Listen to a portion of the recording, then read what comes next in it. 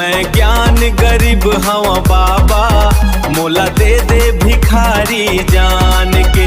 भक्ति माँ कमी हो सकती माँ कमी हो, भक्ति माँ कमी हो सकती माँ कमी हो, मोला राख ले दास जान के, मोला राख ले दास जान के।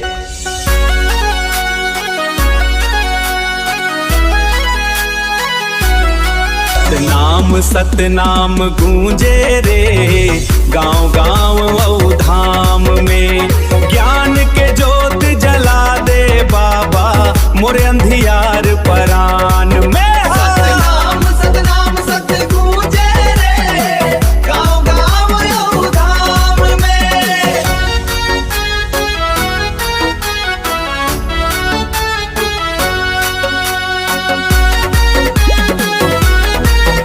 जियत भर समझ नहीं पायो गुरु के अमर बानी ला, लोभ मोह के जंजाल में फंस के बिरथा गवायो जिनगानी ला।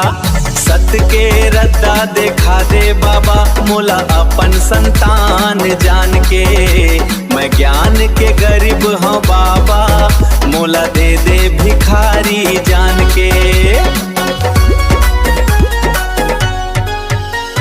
नाम के साबुन मन नहा लेथन, मन के मैला धोवथन, सतनाम के अमृत पी के अंतर के जोत जलावथन।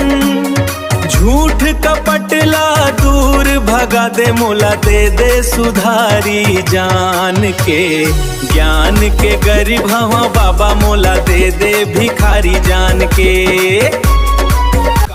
बता ले फुर्सत नहीं है सियानी आगे जांग रहा, धरती रह जाही काया माटी हो जाही, धरती रह जाही काया माटी हो जाही, काबर कर थन अहंकार हा।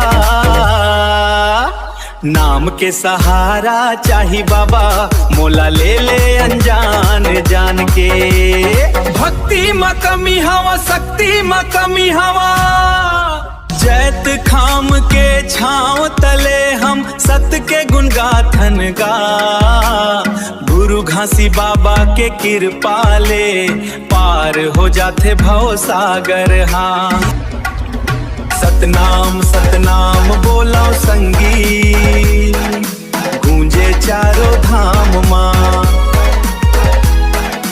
ज्ञान के गरीब हमें बाबा राख ले अपन नाम माँ। ओहो धनेश डीजे साउंड, जय गुरु घासीदास।